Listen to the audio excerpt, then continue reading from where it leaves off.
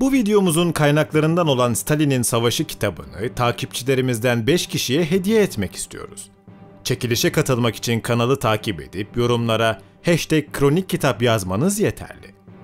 Sonuçlar Instagram ve Twitter hesaplarımızdan duyurulacaktır. Ödüllü tarihçi Sean McMeekin, tüm popüler tarih yanlışlarını bu eserinde kenara atıp İkinci Dünya Savaşı'nın asıl tetikleyici gücünün Hitler değil, Stalin olduğunu anlatıyor. Stalin'in Savaşı, 1940'larda yaşananlara çığır açıcı bir çerçeveden bakarak mevcut dünya düzenini anlamak isteyenlerin mutlaka değerlendirmesi gereken bir perspektif sunuyor. Okudukça İkinci Dünya Savaşı hakkında sizlere hayrete düşürecek bilgilerin bulunduğu 750 sayfalık bu kaliteli kaynağı edinip okumanızı ve son zamanların en kaliteli tarih kitaplarını bünyesinde barındıran Kronik Kitap'tan çıkan diğer eserlere de açıklamadaki linkten göz atmanızı tavsiye ederek videomuza geçiyoruz. Yıl 1941'di ve Adolf Hitler başlattığı İkinci Dünya Savaşı'nda durduraksız ilerlemekteydi. Avrupa kıtasındaki ülkeler ya Alman işgaline uğramış ya da kendilerini mihver devletlerin saflarında buluvermişti. Üstün askeri harekat kapasitesi ve durdurulmaz hırsıyla giderek büyüyen bir canavara dönüşerek Britanya adasına da saldıran Alman Hava Kuvvetleri Luftwaffe, İngiliz şehirlerini yerle bir etti. Saldırılar sonucu büyük yıkım yaşamasına rağmen İngilizler pes etmedi ve her şeyleriyle direndi. Zaman ilerledikçe İngiltere'nin direnişi sonuç verdi. Alman havacılarının nitelikli üstünlüğüyle başlayan saldırıların inisiyatifi yavaş yavaş el değiştirdi ve Kraliyet Hava Kuvvetleri Almanların üstünlük kurmasına izin vermedi. Buna rağmen İngilizleri büyük oranda savaş dışına ittiğine ya da en azından bir süre oyun dışı bıraktığına inanan Adolf Hitler, Birleşik Krallığın Avrupa'da yardım talebinde bulunacağı Soneli'yi de kırmak ve savaşın devamı için kaynak sağlayabilmek adına yönünü doğuya, Sovyetler Birliği'ne çevirdi. İki ülke arasında Alman-Sovyet saldırmazlık paktı olmasına rağmen İkinci Dünya Savaşı'nın gergin ortamı bu iki devleti kısa süre içinde karşı karşıya getirdi. Bu karşı karşıya gelmeyi dünya üzerinde en çok arzulayan kişi İngiliz Başbakan Winston Churchill'den başkası olamazdı. Ülkesi çok kötü bir şekilde köşeye sıkışan tecrübeli başbakan, üstündeki yükü bir şekilde azaltmanın ve Almanların odağını başka yere çekmenin peşindeydi. Bu yüzden Sovyetler Birliği lideri Joseph Stalin'i Hitler'e karşı sürekli uyarıyor, Rus ordusunun teyakkuza geçmesi gerekliliğini vurguluyordu. Rus ordusunun sınıra yığınak yapma girişimi de doğal olarak Almanların önleyici bir hareketle Sovyet topraklarına saldırma olasılığını arttırıyordu. Bu olasılığa tüm mevcudiyetiyle bel bağlayan Churchill, Hitler'in Stalin'e saldırmasını her şeyden çok arzuluyordu. Stalin ise 1939'dan beri görünürde Almanların lehine hareketler yapıyor, savaşın eli kulağında durumunu diplomatik manevralarla kapatmaya çalışıyor, yani kısacası bir nevi görmezden gelme, yatıştırma politikası güdüyordu. Stalin'in savaşın başındaki kararsız ve etkisiz politikaları üst üste hatalara yol açtı ve yapılan her icraat Hitler'e doğuya saldırmak için bir bahane teşkil etti. 1941 ortalarına doğru artık Almanların saldıracağı söylentisi ağızlardan düşmüyordu. Evet, Almanların saldıracağını cümle alem artık biliyordu. Fakat bunun nasıl ve ne zaman olacağını henüz kimse bilmiyordu. Nazi Almanyası, Balkan Seferi yüzünden biraz gecikse de yapacağı saldırı için birliklerini Sovyet sınırına sevk etti. Stratejik sebeplerin yanında ideolojik sebeplerle de hareket eden Almanlar, Yahudilerle Slavları yok etmek, Bolşevizmi kökünden temizlemek ve Ukrayna'da Almanlar için bir Lebensraum hazırlamak için iştahla hareket etmekteydiler.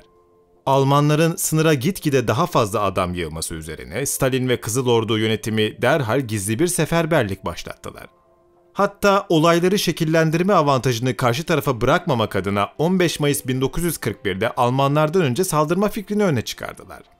Rakipten önce atağa kalkabilmek için Ruslara aylar lazımdı. Ama Alman ordusu sayıca ve teçhizatça daha düşük sayılara tekabül etmesine rağmen çok daha hazır, tecrübeli, istekli ve becerikliydi.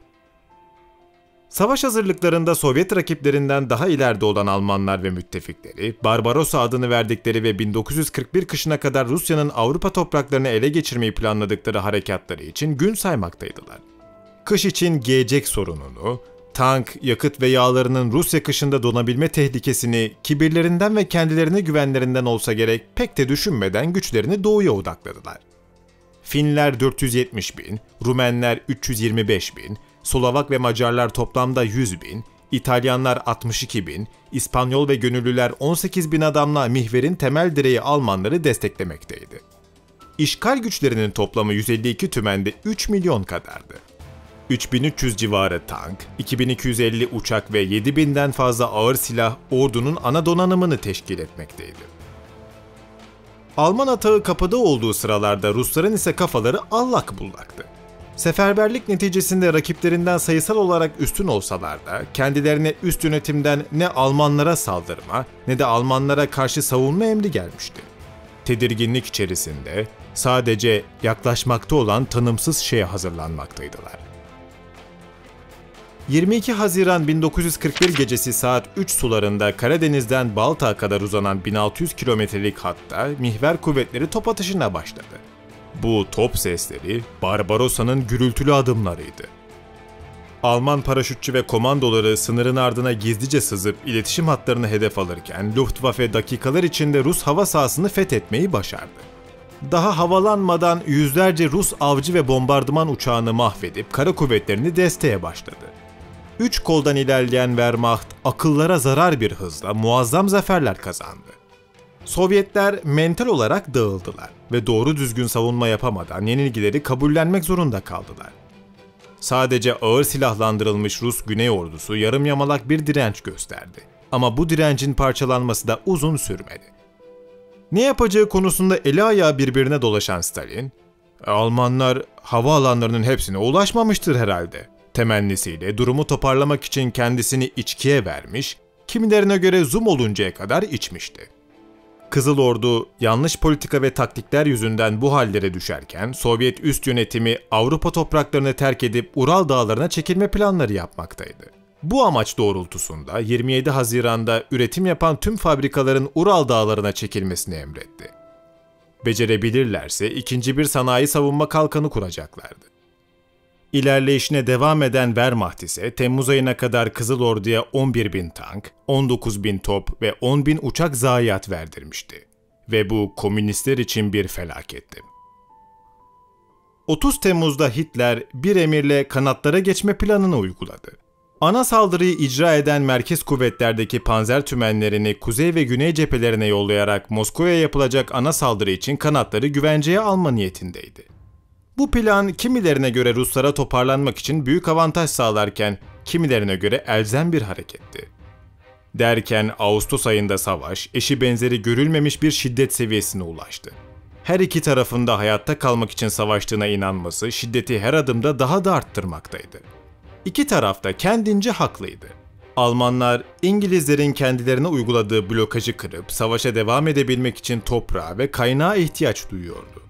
İngilizlerin ardında kaynak zengini ABD durduğu sürece, Hitler'e göre uzun soluklu savaşı devam ettirebilmenin tek yolu Rusya ve Ukrayna'nın engin kaynaklarıydı. Almanlara Rus petrolü, Ukrayna tahılı, nikel, pamuk, kömür, demir, manganez, krom ve fosfat lazımdı. O yüzden Hitler, çiftlik, fabrika ve madenlerin hasarsız ele geçirilmesi talimatını vermişti. Hayatları için savaşan diğer taraf olan Ruslar için de durum aynıydı. Onlar için de hayati olan şey ham maddeydi ve işgaller sonucu kaynakları bir bir elden çıkıyordu. Özellikle alüminyum çok hayatiydi. Çelikten 3 kat daha hafif, çekme ve paslanma direnci olan bu madde, yeni kurulacak motorize tümenleri T-34 ve KV tanklarıyla, uçaklarla donatabilmek için onlara lazımdı. Ve alüminyum tedarik edemezlerse Kızıl Ordu çok fazla dayanamazdı. Görüldüğü üzere Alman-Sovyet savaşı iki taraftan birinin bozguna uğrayacağı bir kaynak savaşına dönüşmüştü. Ve o esnada bu savaştan kimin üstün çıkacağı belli değildi. Kanatlardaki hızlı ilerleyişin ardından Eylül başında Hitler, General Timoshenko'nun merkezdeki ordusuna nihai darbeyi vurmak için gerekli emirleri verdi. 4 haftada kanatlardan merkeze dönen panzer tümenlerinin de katılımıyla 2 Ekim'de genel taarruza kalkıldı. Von Bock'un yönettiği taarruz Ruslar için büyük yıkım oldu. Stalin 64 tümenini, 11 tank tugayını ve 50 top alayını kaybetti. Böylelikle Timoshenko'nun ordu grubu dağılmış, Rus sanayisinin kalbi olan Tula'nın yolları tamamen Almanlara açılmıştı. Tula'dan gelen malzeme olmazsa Stalin'in orduları resmen silahsız kalırdı. Stalin'in emriyle Moskova'nın 120 kilometre batısında General Zhukov emrinde son bir savunma hattı kuruldu. Bu hat da yarılırsa Rusların hali haraptı. 12 Ekim'de Wehrmacht kıskaç hareketine başladı. Atılan topların sesi Moskova'dan dahi duyuluyordu. Stalin 15 Ekim'de Moskova'yı tahliye kararı aldı ve yönetim merkezinin Kuybişev'e taşınması talimatını verdi. Halk paniğe kapılıp şehri terk etmek için tren garlarına doluşurken General Zhukov da intihar sayılacak son direniş için hazırlanıyordu. Görünüşe göre komünizm son şafağını yaşıyordu. Hitler'in hesaba katmadığı ve ona savaşı kaybettirecek bir şey vardı. Almanların Rusya'yı işgal etmesi Sovyetlere muhteşem bir siyasi kazanç sağlamıştı.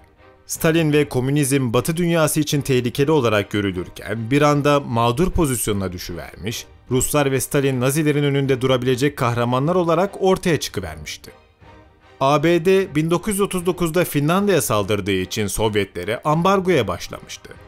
Sovyetler bu durumu Almanya ile imzalanan ittifak sayesinde etkisizleştirmeye muvaffak olmuşlardı.